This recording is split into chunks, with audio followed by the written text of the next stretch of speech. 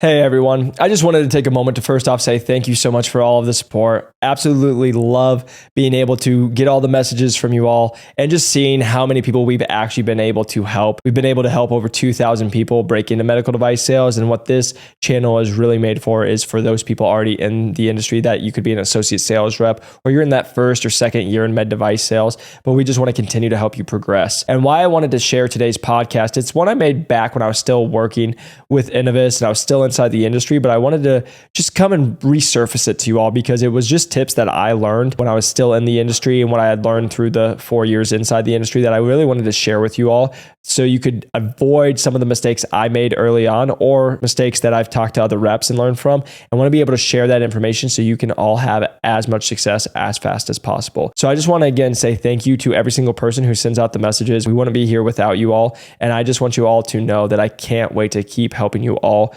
crush quota. I hope you really enjoy this podcast that we filmed a little while ago, but I still feel like it's going to be extremely helpful for each and every one of you. The one thing I get asked a lot, and it came up yesterday, was, hey, what can I make sure to avoid when I break into medical device sales? Or, hey, what's your advice to me, right? And I've given you guys some good advice of, hey, this is how I've had success. This is what I would say. But I wanted to go over some of the mistakes what I wish I would have been told to avoid. And basically do the opposite and do that. And then you'll have success in medical device sales. And so again, you guys, if you haven't gone back and listened, why I'm talking to this is I was a personal trainer 3 years ago, decided to break in, got 4 offers, got with the top company in the world, took the lowest performing territory in the nation to top 10, went to be a regional sales manager in under 2 years. You usually need 7 to 10 years experience. And I was able to do it under 2. Now I run the whole Western United States. What this podcast is mistakes to avoid as a new rep in medical device sales. So starting us off at number 1, mistakes to avoid is you think you know everything. So don't know everything. And what I mean by that is so many people will come in when they break in or while they're going through the process and they're like, I'm going to come in, I'm going to crush it. I know I am. I know what I've watched a bunch of your videos or I talked to enough reps and I just know what to do already. As you will learn in this industry, there's so much to learn. There's reps that have been in here for 15, 20 years and they're still learning stuff every day. And so what I would just say to you guys is you want to make sure you're curious. You're always just learning. Just you'll hear it a million times, be a sponge, right? You come in and it's drinking from a fire hose. Everyone says it a million times and you guys have either experienced it or experience it right now. And so what I would just say is always make sure you guys are staying curious because that's going to help you always be a great rep. It's going to have you learning. It's going to be having you form into a new person and actually progress to where you want to be. Because so many times I see people who come in, they stay stuck in their ways, and that's why they're not successful. Because I love a couple of these podcasts I've been listening to, but one was about business that talked about the famous last words of any business is, we've always done it this way. And if you've always done it this way, it's not going to work in 2 years, 3, 5 years, right? It's the future. We're always evolving. We're always moving forward. And so that's the thing is you always need to be learning. You always need to be curious. You always need to be trying to understand what the new world is. Because for example, if you guys don't understand AI, but then now you know that you could use AI like ChatGPT and all these different things that you can use and has you write books or has you write all this different stuff, that could save your time, or you can ask questions, you can figure it out real quick. And so what I'm just saying by that is if you would have said that a year ago, people would have been like, what are you talking about? Right? And so it's just showing you how fast the world can change. And so when you are coming in as a new rep, just make sure you're being curious. You're trying to learn. I got really good advice from my one manager when she was like, make sure you go figure it out for yourself. And it was really great advice because I was coming into a low performing territory. Everybody had their thoughts. Everybody was telling me what it was. I had old reps saying, oh, I've already tried that. And it was like, just go try it for yourself. Just go see. And I decided to do that. And because of that, had a lot of success because some of the things that they had said was the truth. What had happened in the past wasn't the truth. And also they had information wrong. And also new people were there. So they might have had an OR director. They might have had someone in purchasing who wasn't going to allow it. But then someone new was there. So then I was able to capitalize on that. So that's what I would just say is always be curious, always be ready to learn, always make sure that you're just wanting to become the best rep that you can be. Because so many times I see really people, what it is it's ego, and it's people not wanting their ego to get hurt. And they're like, oh, I already know this. Oh, I'm already better than everyone. Oh, I got hired at this age or whatever it is. And that's not going to help you at all. It's can you always be curious when you're in this industry? Number 2, not do your research. So avoid not doing your research, aka do your research. And what I mean by that is you want to know who you're talking to. So every time I'm going to see a doctor, when I would go and meet with them, I would look them up and I would always like, where do they work? And I still do this to this day. I just did one last week and I'll do it tomorrow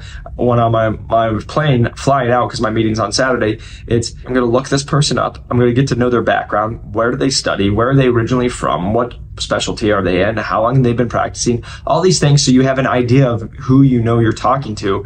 Because for me, it was always easy. If I found someone from the Midwest, Chicago, Wisconsin, Minneapolis, like all these different places, I could always just be like, oh, understand what it's like to be cold. And then it was simple messages like that the conversation just took off from there. And so that's what I would just encourage you guys, is always make sure you're doing your research on the facilities you're going into, to the doctors you're going to be talking to. Also, know your research on who your competition is, because you'll get the little, what the company will give you during your training. Here's the competitive analysis. But like, what you really want to do is, while you're in the OR, while you're in your job, be learning about it. Talk to other people. Hey, what do you like about this? Why do you like this better? Why do you like using it? Right? Even when I was with surgeons and I'm going up against competition, I'd be like, why do you use it? Why do you like it? Oh, that's interesting. Huh?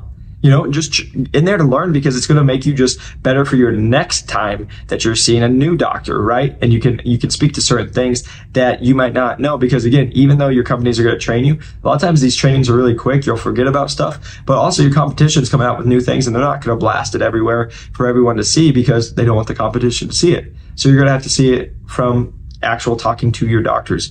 But really, what I wanted to just really touch on that is doing your research, because there's a lot of people I'll see that just show up.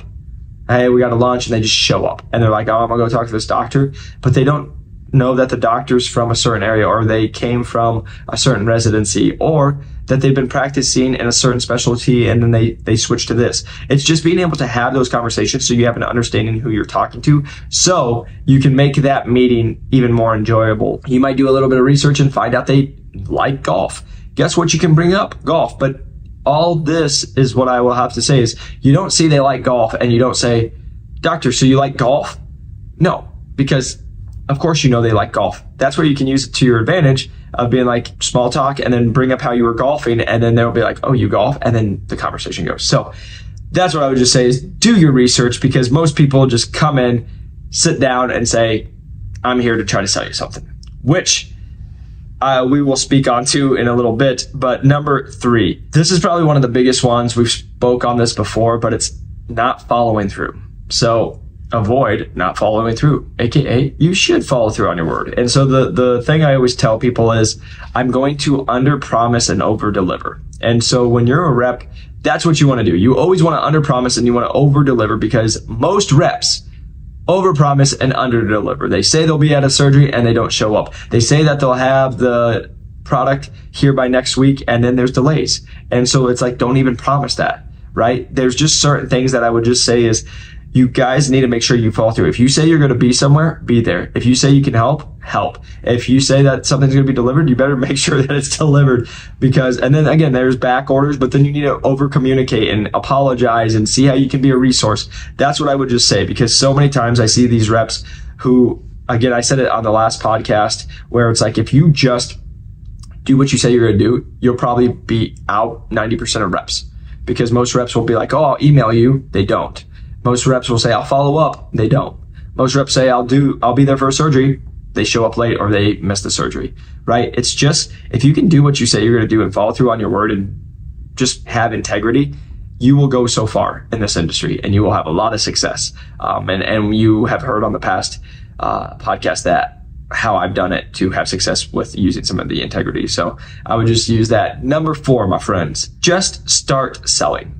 So I would avoid that. Don't just start selling. What I mean by that is, so many people will be new reps and they want to just come in and they meet accounts and then they just start talking. They're like, oh my gosh, doc, I have this awesome product. You just got out of training. You're all excited and you want to just push it.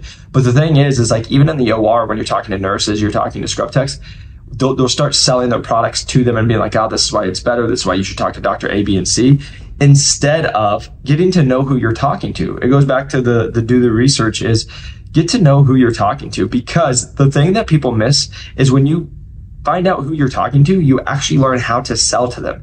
You'll find out what they like, what they don't like. Are they caring more about the OR time? Are they caring more about the patient outcome? Are they caring about the price? Like there's going to be the different things, and you need to understand that. But also, when I go and talk to a person and I can just have a 2-minute conversation, I actually can figure out their communication style. I can figure out what makes them tick. I can find out personally from them is like what they get excited about. And so that's what I would keep encouraging you guys is don't just start selling, because so many reps come in, and we talk about this on one of the first podcasts where like this rep's she's in her first 6 months and she's trying to go get these big accounts, and she's like, oh my gosh, if I get this account, it's going to change out my everything. And this is what every single new rep does. Oh, if I go get this new account, it's the big shiny carrot. You guys are going to go after it. And then you actually start losing business at your accounts that are already established. And then you're like, all right, if I do this, I'm going to just crush it, and I will be known as a top 10 rep, and all these people will know who I am. And you actually start missing out, because now you're just going to sell, compared to you actually could grow your territory by just going to the people that you already have in the accounts, growing the relationships there. And then when you go to sell, you actually have more data. You've had more touch points with surgeons, had more of that conversation, actually used your products way more, so you can actually see what's good, what might need a little bit of work, or what you might need to troubleshoot a lot, and just set expectations as you go through that process. And if you can do that, I'm telling you guys, you will start having more success when you go to these new accounts. But too many people will try to start selling right away. First week, 2 weeks, first month, first 3 months, and they're going right away. And it's going to take some time, because you just need to become an expert at what you sell. Instead of selling right away, get to know those people. Get to understand who you're selling to, like we're talking about, and then you can start selling to them after that. But most people will just sit in and they'll be like, hey, my name's Jacob, I'm with Innovis, and this is what I sell. And the people are like, I don't care. It goes back to when I just had this talk with some of our people today as they're still trying to break into medical device sales. We have the course New to Medical Device Sales, aka if you guys didn't know. But I was talking to one of them, and one was when they sent out a message, it says, hi, Jacob, my name is, and then I just told him, I was like, you can copy and paste that so they know that you don't really care, and you never asked how they were. You didn't put anything. It was all about you. So nobody's going to respond. And that's why we were having that conversation, because nobody was responding to his messages. I told him to switch it up real quick of like, hey, or happy Thursday, Jacob. Hope you're doing great. Wanted to touch base. Bam. He messaged me after he switched that up, and within 30 minutes had already got a response just from changing that up. Why did I just tell you that? Same thing when you're in the OR, same thing when you're talking to people. Instead of saying, hey, my name is Jacob, I'm with Innovis Medical, and this is what we sell, blah, blah, blah, blah, blah. How about you go into and say, hey, Sharon, how are you today? Oh, that's great. Any big plans for the week? No, okay. And then start talking to them. And you're not going to do it in a selling way. That's the biggest thing I guess I can tell you guys is most people will get their talk tracks down and doing all this stuff. And which again, they've done the research. Yes. Are they helpful? Yes. You need to know what you're going to say. But what I've done and how I've had a lot of success is I bring it into a conversation. I start talking to them. Again, I'm a personal trainer. I'm about relationships. So it's me having a conversation with them. And then during that conversation, bringing up the points that I need to bring up. And hence going back to, hey, if I know they like golf, I already know that during that conversation, where's my place that I can put in golf? And then start talking about that and then have that conversation, right? Because if they like you and you can do it in the right way, I promise you'll have a way higher conversion rate with that. And then number 5, finally, my friends, is think it's easy. Make sure you avoid that you think this industry is easy. I have written down because this is just success. And it's all about success, but let's put it in medical device sales. Medical device sales, it's not easy, but it is simple. And people miss that. And same thing with success. Success isn't easy, but it is super simple. It's the showing up every single day. It's doing the same thing over and over every single day. It's the keeping of your word. It's the showing up to the cases. It's over communicating. It's super simple. It's hard to do. No different than the success when we talk about like even like fitness or whatever it is, right? If you want to have a good figure and you want to be healthy, it's easy to work out. It's easy to be ill, but sometimes for most people when they're on that journey, it's not easy to get themselves to the gym. It's not easy to put the burger down and eat better food, but it is simple. Eat less crap and move more, and you'll probably look pretty good. You know, if you drink plenty of water, you get plenty of rest, recovery, and you move and burn more calories than you take in, you'll be in a deficit. Good things. Very simple. It's pretty hard to do. That's why most people aren't successful. It is simple to be a successful medical device sales rep, but it's not easy because most people don't want to do this little things. That they don't want to get up early. They don't want to do the extra work. They don't want to do the research. And just going down this, they think they know everything. They don't want to do their research. They don't follow through on their word. They don't get to know the person that they're talking to. They just start selling. And those are the things that they do. And then that's why they don't have success. And then they blame it on other things. It's what I can just tell you guys. Success is super simple, but it's not easy because most people, like I can just tell you, most days I'm up at 5:15. So it's like most people don't want to wake up at 5:15. And I'm not saying you have to, but like that's what I do. Most people won't wake up. Most people won't do the messages every single morning that I send out. Most people won't do, and I just tell people it's the monotonous things that are over and over and over. And I listened to a podcast the other day. It's the same thing, and where success really comes in, it's almost doing the same thing over and over and over and over and over, but most people just get bored.